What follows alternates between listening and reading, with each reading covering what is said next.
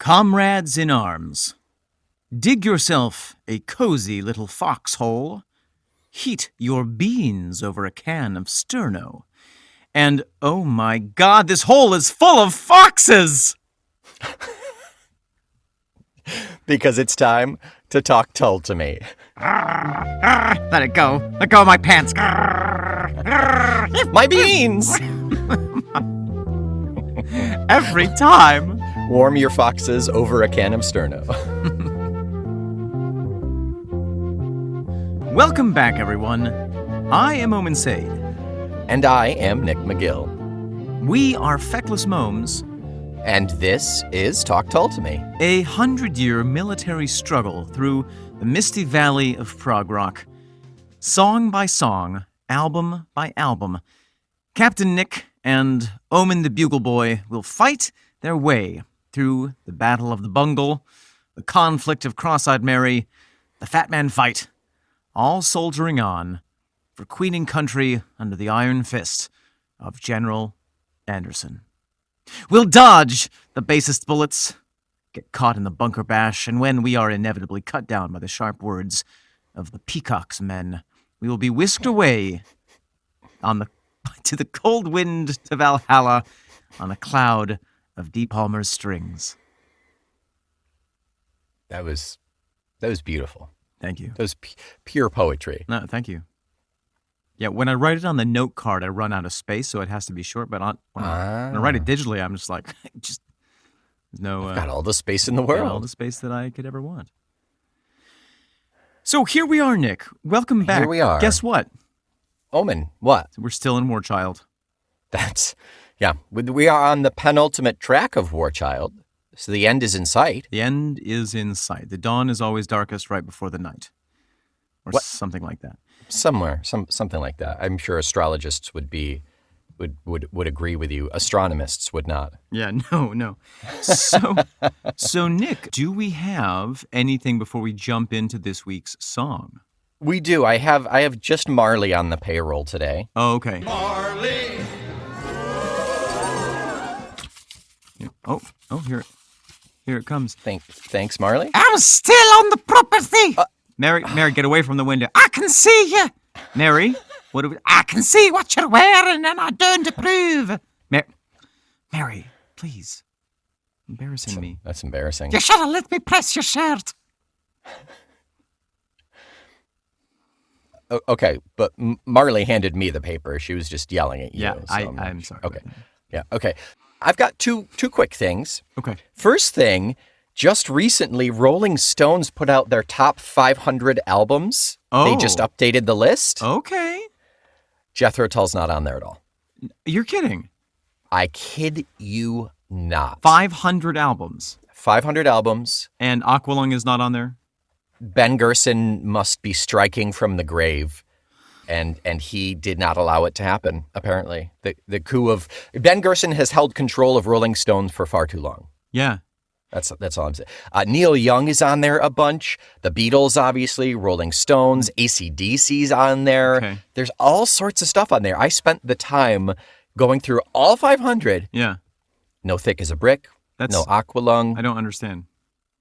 I think they're wrong. I thought you were going to say Rolling Stone released its top 500 podcasts about Jethro Tull. And we did not make 478. 478. Yeah, I'm gonna write a fresh email that will sit in my drafts folder for a very long time. Rolling Stones. Everyone, our fans, Tull Army activate! If you want to write some strongly worded words to Rolling Stone and demand that the 500 best albums be expanded into 1,000 best album list so that Jethro Tull can be included, I encourage you to do so. Get out your thesauruses and hold nothing back. Thesauri. Or better yet, you know what? Why don't we ask them to put out a list of Jethro Tull's top 22 albums? Hey. Top 22 best albums. I think that would appease us all, really. You know, if I were to put out my list of 500 top lists, Mm-hmm. that Rolling Stone list would not be on it. Yeah, take that, Rolling Stones. Yeah. Most of them would Amateurs. be my grocery lists. I'm going to be honest. I've made some very good grocery lists. Pretty awesome grocery lists. Yeah. Yep. There's a to-do list from 2007 that was primo. Amazing. Okay, so that was disappointing and sad. What else do we have, Yep. Nick? I have a rash of emails from Jeff B. I have a cream for this rash of emails from Jeff B.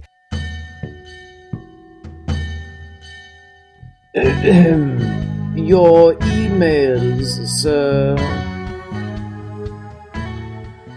I'm just going to pick snippets and throw them out there because Jeff appears to be taking the lead as being one of our biggest supporters. He's the one who referenced us on the Tull Reddit page, on a couple of YouTube pages, things like that. Wow. So the beehive is buzzing.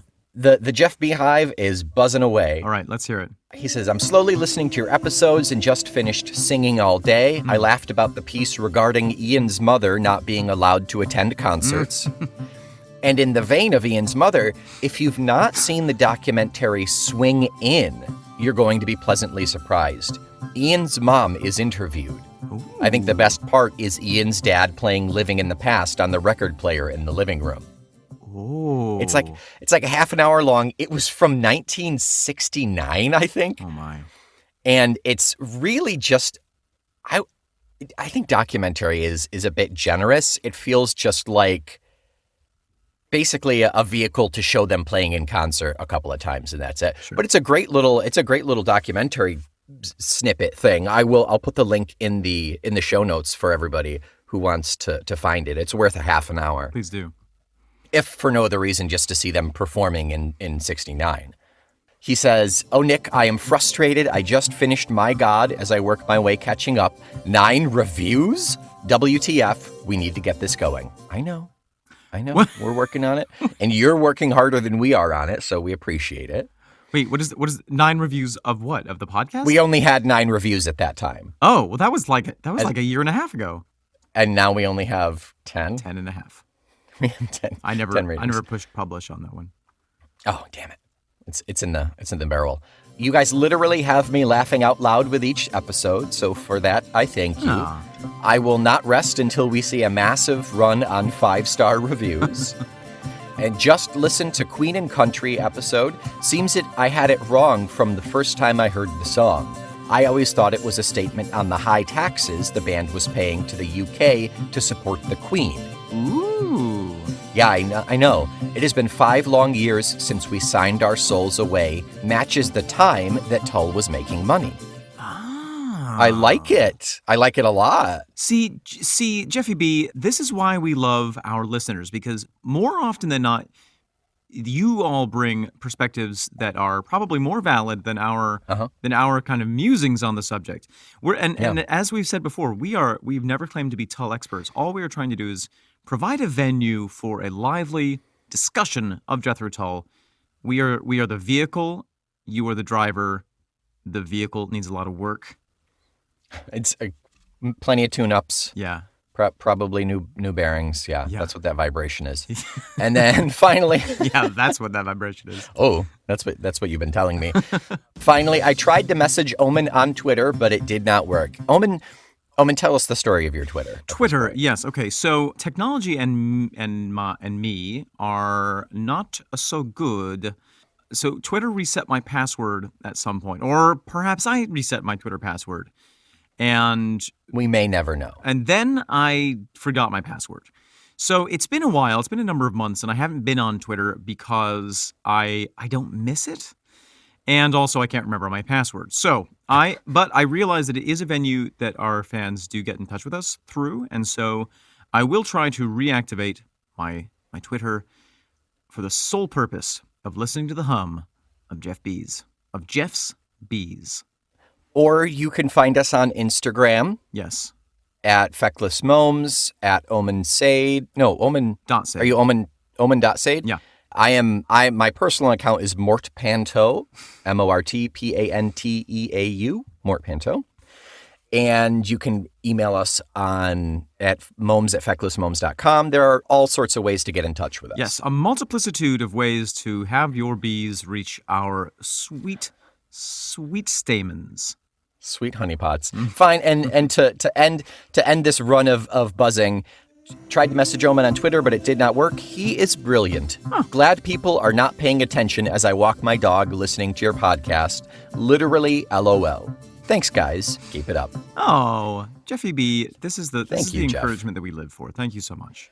That's literally, this is all I'm doing it for. I have a very fragile and minuscule ego, so these little bits every now and then, they help. Literally, LOL. Literally, LLOL. There we go. LLOL. Is that lick? Literally LOL. Oh. It is literally. Oh, wow. Okay. Yep. Okay. Great. Too many L's. So, Nick, with all that having been said and done, Sure is. shall we tell our friends? Oh, actually, wait. Before we get to that, Nick, I want to play a quick round of What Are You Drinking?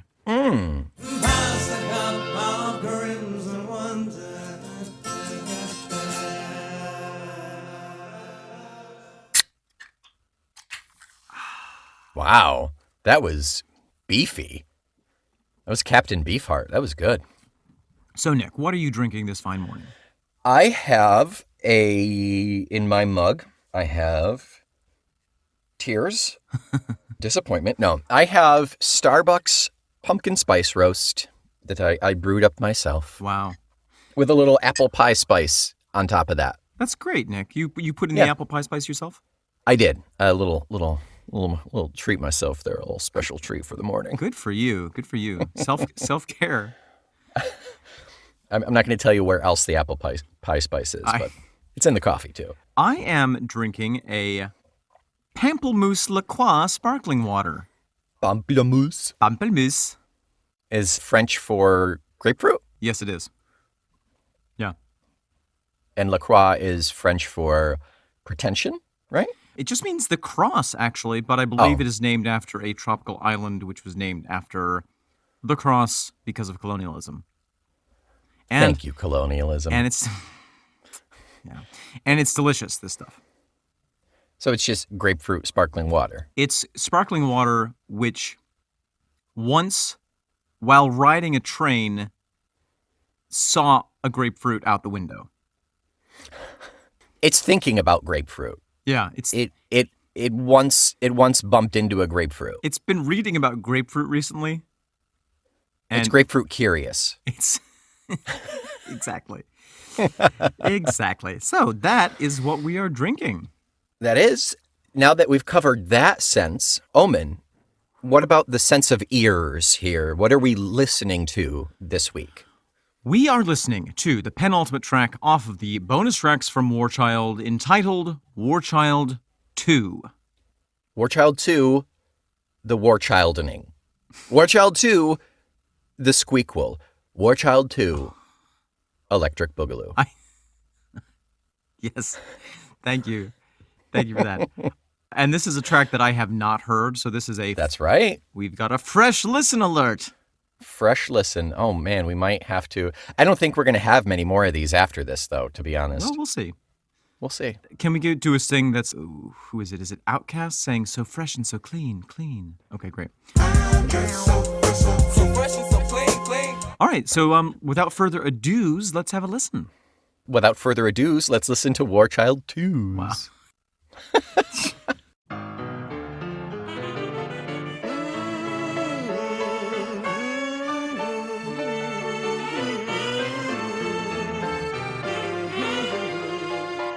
Let me just get a sip of the pamplemousse.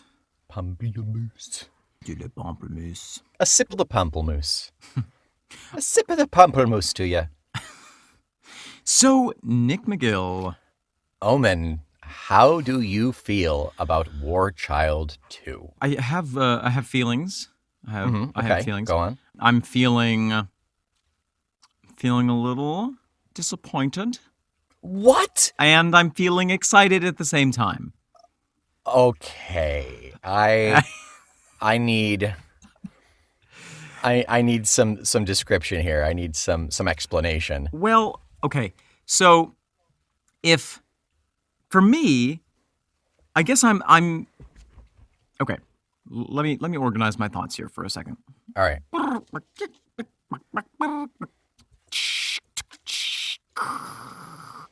All files deleted.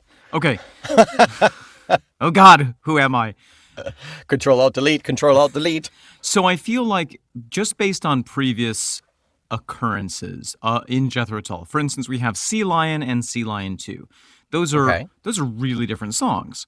Mm-hmm. Warchild and Warchild 2, to me, I wouldn't really call them different songs. No. I would say that Warchild 2 is an alternate arrangement of Warchild. Warchild 2 is a reprise that comes later in the movie. Oh, this is your film theory again. Mm-hmm. Yes. Mm-hmm. That's exactly what it is. Now, do you have any, what do you call those, facts to back this up? Nope. Okay, No. no, not at all. No. That's fine. Pure conjecture. That's great. Well, that's what we do best here. In fact, that's what we do only, exclusively. At all. At all. And I am very excited to explore that idea with you.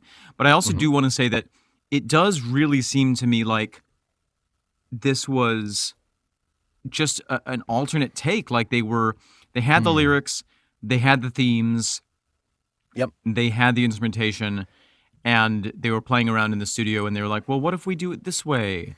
And then they tried it, and they were like, could be better. We could master it and produce it better. Yeah, or you know, maybe it was different takes of the same recording. Mm-hmm. You know, in the same recording session. Sure. And I like it. I actually enjoy it really a lot as a song. I think it's a great alternate take for Warchild, and I'm excited to talk about some of the specifics with that. But I don't think you can call it a different song. I'm sticking with my reprise theory. I really am. I think that's what it is. I don't think it would behoove us to think of it as a separate song in and of itself, like you can get away with Sea Lion and Sea Lion 2. Oh yeah, because the construction is totally different. The lyrics are totally different. No, I don't think it hooves us to call these different songs. I think we need to think of these as you say, a reprise, or as I'm saying, an alternate take. Yeah. And I want to hear more about your reprise film theory. Go. Well, I just think if because the movie is called Warchild, right? You know, this is not. I don't think this is one of those instances where a couple of episodes ago where we're like, could this have been in the movie? How do you think this would fit? Where we're trying to fit that into the narrative of the movie or the idea of a soundtrack. Right. I think this has a lot more going for it in terms of sticking to the theory of the soundtrack, because the movie is Warchild. Presumably the main theme is the Warchild theme, which ties in with the Warchild waltz and now Warchild 2. So in the structure of the hypothetical film that never got produced, which someday, Nick, we will have an angel donor from our listeners who will give us $750,000 to produce to actually produce Warchild the film. Yep. And we're going to go about it the right way. We're going to get the blessing of Ian Anderson. We're going to get John Cleese as an artistic consultant. Yep. Robert Pattinson is going to star in it. I'd be okay with that. Yeah, he's good. I like his later work. Yeah. Yeah. Have you watched The Lighthouse? No. Robert Pattinson and Willem Dafoe? No, I haven't. Highly I've heard it's recommend it. really good, yeah. It's really good, yeah. I'm following closely the development of the Batman film. Oh, okay. Oh! Wow. I'm done with superhero movies. So much judgment But in like, 3 but like a syllables. black and white indie set in New England in the 1800s with Willem Dafoe and Robert Pattinson, and that's it. Yeah, I'll watch that. Yeah, I'm sure you would watch that with your pumpkin fact, I flavored have. things. Great. So in the film, where would this track be? Probably Act 3. I think generally the reprise comes in the second half before the actual climax, I think. Okay. I think it's still we know our actual problem. We know the issue that needs to be overcome, Right. and it is the building up of that tension. Gotcha. So this is so the first time we saw it was maybe at the top of the film, right? The original Warchild. Yeah. It set the Yeah, scene. I think so. Mm-hmm. And now this is a reminder. Stuff is hard. Our hero might not succeed. Live. Oh, it might live. Thank you. Might live. Yeah, I think I'm very comfortable with that strong decision that I have made with little to no consequence in my everyday life. Yeah, I think that's very brave of you. I know. I'm taking a stand. I love this song so much because it's giving us that theme that we know, but the sonic representation, the instrumentation is while it's still all of the same instruments and all of the same sounds of those instruments, it's so drastically different to me. And it's a little bit simpler, but they definitely put the emphasis on different instruments than they do in Warchild 1. Like, they rock the snot out of the accordion. I'll take you down to that bright city mile. They sure do. Yeah, I noticed that straight away. And even the piano in the beginning, too. Like, they're really heavy on those. Unless I miss this day, each night I'll die. Yeah, and we might actually have to go back and listen to Warchild, and hear some of the differences, because in the original track, is it not an organ? Or does it not go into the organ at some point, or is it just piano? I'm assuming it's organ. The original. Let's actually take a quick listen. We have the time. Yeah. And play with my games. So, Nick, what's the verdict? Do we have organ or is it piano in the original? It's all piano. It's all piano. It's all piano. I stand 100% corrected. As do I. I'm ashamed that I ever thought it was organ. But, it's hard to remember 3 months back to the beginning of this. My God. Of Yeah. this album. At least that. Yeah, I think so. So, so the instrumentation is different, which is kind of, as you're saying, traditional for a reprise. It reminds me a little bit of some of the other, classical reprises in performance history. If we look, for instance, at one of my very favorite pieces of art, Nick, one of the best things that I think has come out of the Broadway world in the past decades, Legally Blonde, the musical. If we take a little look at that. Yeah, okay. The reprise of the song Legally Blonde is Right. great, because at the beginning of the show, you hear Elle is off to Harvard and she's got in and she's like, yes, I'm a blonde, but I'm in law school and y'all can step off. And we have that great song. I'm legally blonde. Legally blonde. Right. And then toward the end, she's doubting herself because the evil lawyer made a pass at her, and she's like, oh my God, has everyone just been seeing me as this joke? And, that am I not really smart? And she's decided to quit law school, quit her case that she's working on, and Quit being legally blonde. yeah, she's going to be regularly blonde. Yep. And then Illegally blonde. that's a different show. Oh. Which is available on Cinemax at 8:30 to 9:30 in the morning. And early. Yeah, you gotta. Yeah.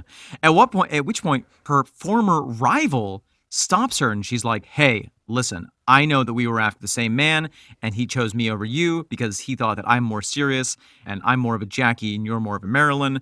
But I know a good lawyer when I see one, and you have to get back on the case and get back into the books, because." Show them that you're legally blonde. And she belts really high. And that's when Elle gets her confidence back and goes back to win the case. You gotta be, yeah, you gotta be, yeah, you gotta be, yeah, you gotta be legally blonde, yeah, legally blonde, yeah.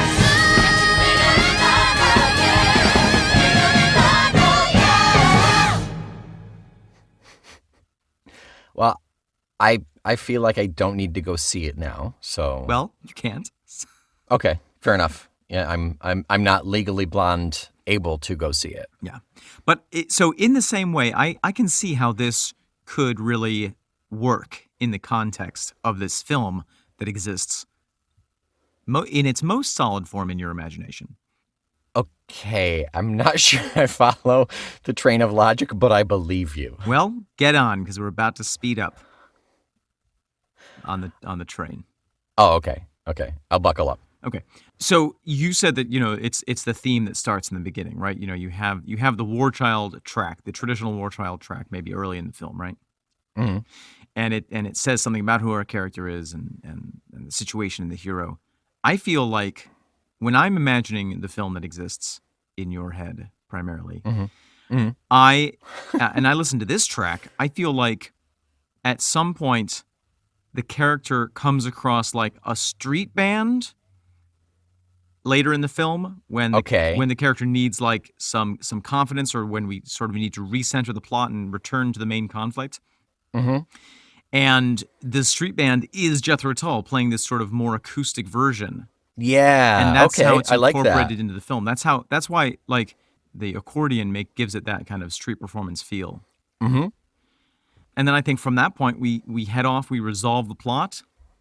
Bada bing, bada boom. Yeah. Climax is reached, denouement occurs, and everybody goes home presumably happy. Or yeah, except the villains. Right. Right. But I mean, their happiness is not my concern. No. And then we roll the credits, and then we have Jeffrey Hammond doing like a little cut scene by himself. True Marvel fashion. Are we going to get Disney to produce this? That would be great, Nick. I would love that. I'll get on the phone. Yeah, and we'll have Robert Downey Jr. play the Warchild ingenue. Yes. So musically, also in here we have some really good bass. Paint on the smile, that's your We have some really, I don't want to say subdued, but it is kind of back in the least noticeable area, like around where the drums are. Martin's guitar is very Yeah, it's pretty pulled back. is pulled back. surrender on this armistice day. The drums are great in here. There's this point in where Ian is singing, "Now you bring me water and I'll give you wine," that we hear the toms going doo-doo-doo, doo-doo-doo. Yeah. Just like they really come out there. Everything else, the whole rest of the song, it blends in, but right there you get this great little note of that, Yeah. of the drums in there. Now you bring me water while I give you wine. The strings, obviously, at this per contract, the strings come in halfway through the second chorus. Exactly. And then sweep the rest of the way through. Yeah. Warchild, the dance the days and dance the nights away. The only new addition of lyrics in this Oh, is "Open your windows and I'll walk through your doors. Let me live in your country. Let me sleep by your shores." And then Ian goes, "Shoot!" And then the sax comes in. Let me live in your country. Let me sleep by your shores. Shoot. Wow, I missed that. Good ear, Nick. Yep, he yells "shoot." And then we have the war sounds during that last kind of fade down in the chorus, just like we're accustomed to with the whole Warchild album. We also have a bomb dropping midway through the song. If you listen carefully, we have that. Oh, okay. Ooh, I didn't catch that. yeah. Okay. The whole thing, Nick, has a much more acoustic feel to it. It really, like you said, the electric guitar is way pulled back. Mm-hmm. The accordion is much more present. It is less mastered, which could just be a function of it not having been mastered. Right. But it feels to me more like a live take, Yeah, it very much has that raw feel. which is You're really right. nice Yeah. and fun. I know that's one of the reasons I like it so much. And you're right. I want to say it's acoustic, even though it's definitely not. I want to say it feels acoustic. I think it feels more acoustic. Yes. I don't think it's like Warchild Unplugged. No. Oh my God! But think hearing Jeffrey on stand up and Martin on acoustic for this song. Oof, that would be so nice. Yeah. One big musical difference that I do want to point out is that in the original track, Yes. before we have the chorus, War Child, dance the days, we have the musical riff of dum dum da da dum dum Yes. da dum da with war sounds coming in and out. Yeah. and then we head into War Child. War Child. Yeah. And you shall swim in mine.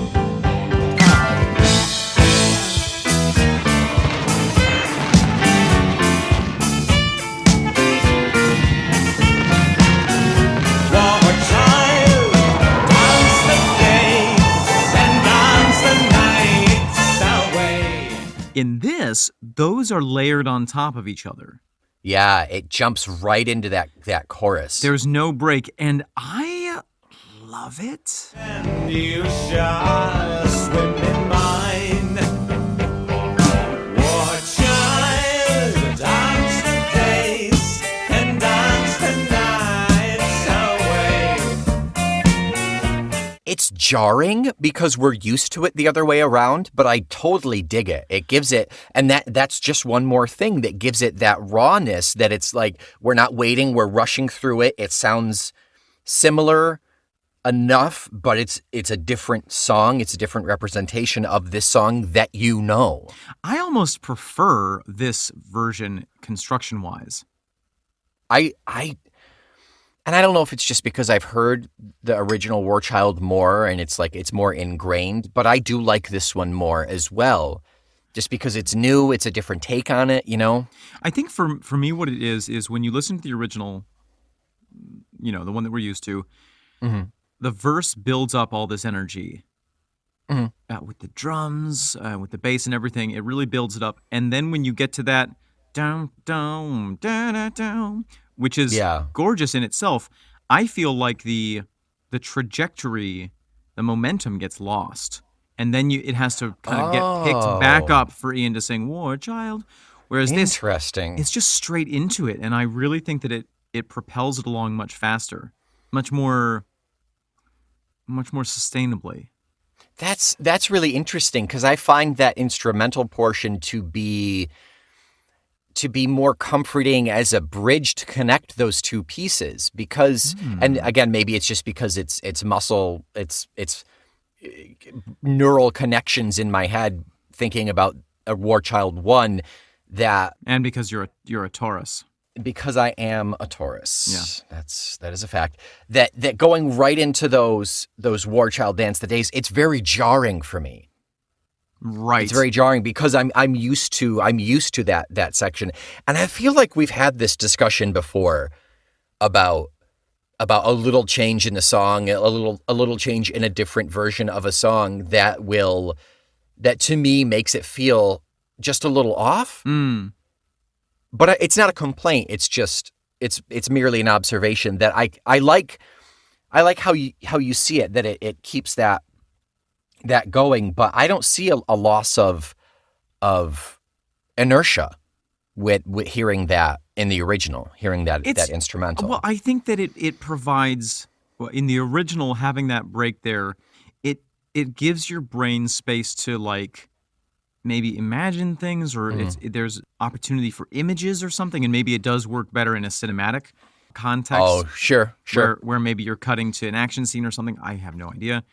But this, to me, works better. It's tighter. It's a more performative type thing. Like as soon as we started listening to it, I wrote down this is the street performance version of this song, because it really it gets your attention right off the bat, and it keeps it all the way through the end with no dip. There's no moment to like, oh, actually, I do need to get down.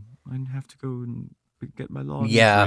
Yep. Okay. I get that. You're in it, and you're in it, and then at the end of it, you're like, oh my God! Suddenly, I'm giving you my cash that I have in my pocket. Yeah. Take this, please. Yeah. Yeah, I get that, and it's also akin to, I think, one or two songs that we've heard earlier on this album in particular, where it is that nonstop, it is that fast pace, and they don't give you any room to breathe. And before you know it, that 4.5 minutes is gone. And sometimes I like that as an audience member and as a performer. I think that giving the audience a chance to think is really dangerous. And I think that is a risk that Tull takes a lot. I think that it often pays off. Yeah. But it assumes a lot of intelligence on the part of the audience, which, fortunately, Jethro Tull audiences are usually self-selecting to be intelligent, thoughtful, intellectual types, whatever else they might be. Yeah. Mm-hmm. But I sometimes like the experience of like being grabbed by a song or a performance and just taken right through to the end, and then thinking about it later. Yeah. Which is, like you said, it's on the rarer side for Tull, so it is rather refreshing. It's rare, it's refreshing, it's a steak tartare of a Tull song. It is a surprise kiss on a cold autumn morning. It's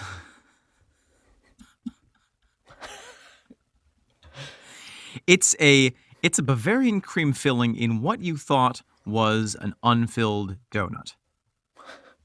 It is a cold tile floor on after you get out of a hot shower. It's a sock that you left on the radiator and you didn't realize was toasty warm until you put it on. None of these analogies really work. And they all have nothing in common, but I love this game. So, Nick, what else do we have to say about Warchild 2? It is thinking you have 5 emails in your work email box and finding that it's empty. Because your email server crashed. Along with the economy, you don't have a job anymore. But now you can just listen to Jethro Tull, so it's fun. Now your job is listening to Talk Tull to me. Exactly. Yep. So I have nothing else for Warchild 2. If you have not heard it, dear sweet, supple candy-flavored listeners, I recommend you find it because that, just for the accordion alone, like, yeah, it's very nice goodness accordion. Me. Yeah. I love the accordion there. Let's take this moment, Nick McGill, to take the limelight of our minds and shine it for a moment on John Evan. What an amazing keyboardist. We can't really call him a pianist. Right, yeah. Although, of course, he is. He plays the piano brilliantly. He's an amazing organist. He plays the accordion. He plays the concertina. Yeah, and anything with keys, basically. If it's got keys, his fingers are on it. Yep. Rook and I watched a video on how a keytar works this morning. Yeah, good. Get him started early. It was interesting, to say the least. Yeah. It's fun. It's just a synthesizer on not hanging around your neck, basically. Yeah, that's what I figured. It's not like a mini harpsichord where there are actual little strings in there, is it? Oh no, I would love to see that though. I think that would be great. Yeah, you'd only play it if you can carry a 300-pound object strapped around your neck for long periods of time. Right. So only like the Rock. The Rock. That was exactly what I was thinking. Okay. Well. Yeah. No. John Evan is brilliant. Brilliant. Yeah.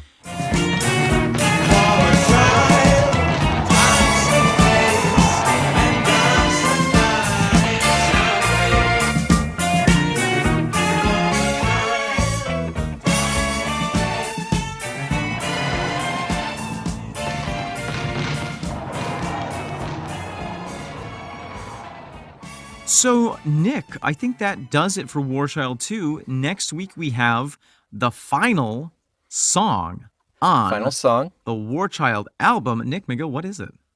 It is another one that you have never heard before. Okay. That's right. It is Tomorrow Was Today. What does it mean? What does it mean? Make sure that before listening to our next episode, you spend 6 hours in intense meditation. Do some hot yoga. Do some cold yoga. Do some cold yoga. Open up your chakras. Yep. And pumpkin spice yoga. Pumpkin spice enema. And spicy release. And then you'll be ready. I think so. We will all reach the end of Warchild together, and we will think to ourselves, man, what have I done with the last 3 months of my life? Yeah, we may all not survive, but we will honor those who have fallen. Yeah, we will haunt whoever picks up our bones. Exactly. Until next week, whether it is acoustic or electric, we want to hear your review of our podcast. Are you ready for this one? Brace yourself. Okay. Okay, I have to think about it. According to your preference to our podcast, give us 1 star or 5 stars. Yeah, no, That was I don't it. like it. That was it. I don't. Yep, 5 stars, please, if you don't mind. Okay. Yeah. I give that pun 6 stars. Oh, yes, I Yeah. will pocket that last one and Save keep it for and later when you need it. look at it at night and dream of better times. And as always, please share this podcast with your friends. Mm-hmm. Or With your enemies. yeah, or make a friend. Make a friend through our podcast. There you go. Yeah. Yeah. Yeah. Until next week, I am Omen O.T. Sade. And I'm plain old Nick McGill. Your pumpkin spice, Nick McGill. I'm Nick Pumpkin Spice McGill. We are Feckless Momes. And this is Talk Tull to Me.